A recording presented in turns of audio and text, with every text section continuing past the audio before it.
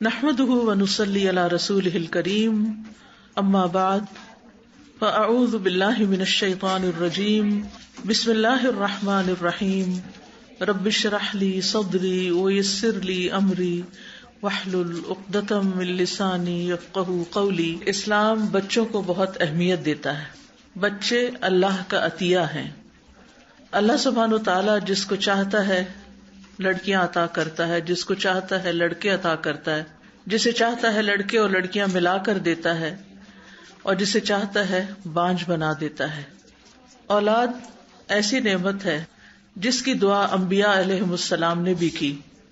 قرآن مجید میں حضرت زکریا کے بارے میں آتا ہے، ہنالک دعا زکریا ربہ، وہی زکریا علیہ السلام نے اپنے رب سے دعا کی، رب ہب لی من لدنک ذریۃ طیبہ انک سمیع الدعاء، اے میرے رب مجھے اپنے پاس سے ایک پاکیزہ اولاد عطا فرما، بے شک تو ہی دعا کو بہت سننے والا ہے۔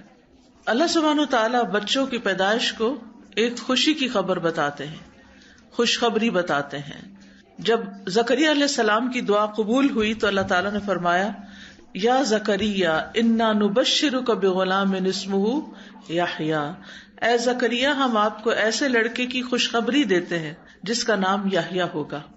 اسی طرح ابراہیم علیہ السلام کو بڑھاپے میں جب اللہ تعالیٰ نے اولاد کی خوشخبری دی تو اس کے بارے میں قرآن مجید میں آتا ہے، وامرأتہ قائمۃ فضحکت فبشرناها باسحاق ومن وراء اسحاق یعقوب، اور اس کی بیوی کھڑی تھی یعنی ابراہیم علیہ السلام کی، تو وہ ہنس پڑی تو ہم نے اسے اسحاق کی اور اسحاق کے بعد یعقوب علیہ السلام کی خوشخبری دی۔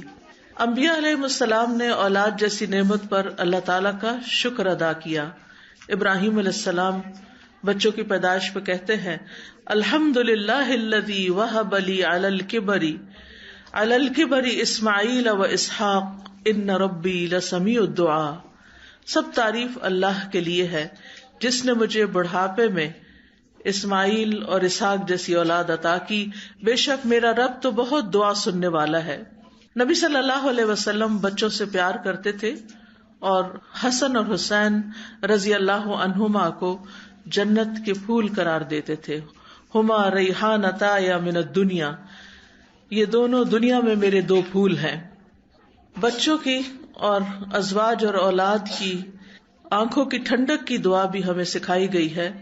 عباد الرحمن کے حوالے سے قرآن مجید میں آتا ہے، ربنا ہب لنا من ازواجنا وذریاتنا قرۃ اعین واجعلنا للمتقین اماما، اے اللہ ہمیں ہماری ازواج اور اولاد سے آنکھوں کی ٹھنڈک عطا کر، یعنی یہ انسان کے لیے خوشی کا باعث ہوتے ہیں، اور ہمیں متقین کا امام بنا۔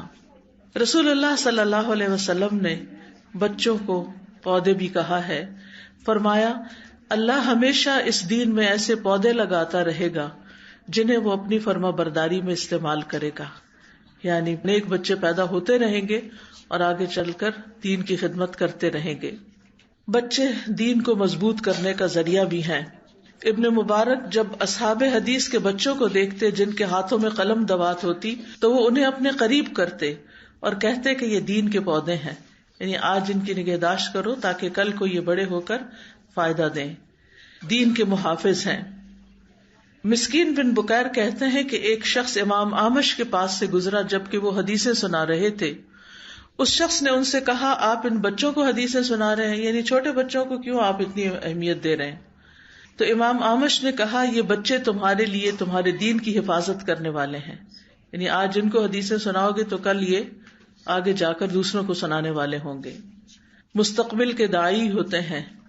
زکریا علیہ السلام نے جب دعا کی نیک اولاد کی تو ساتھ یہ بھی کہا، یرثنی ویرث من آل یعقوب واجعلہ ربی رضیہ، جو میرا وارث بنے اور آل یعقوب کا وارث بنے، اور اے میرے رب اسے پسند کیا ہوا بنا۔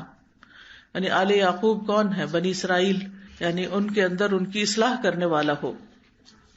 پھر انسان کی بہترین کمائی بھی ہے۔ نبی صلی اللہ علیہ وسلم نے فرمایا، یقیناً تمہاری اولاد تمہاری بہترین کمائی ہے، پس تم اپنی اولاد کی کمائی میں سے کھاؤ، یعنی دنیا میں بھی ان سے فائدہ اٹھاؤ اور مرنے کے بعد بھی وہ تمہارے لیے کمائی کا ذریعہ ہیں، یعنی صدقہ جاریہ بن کر۔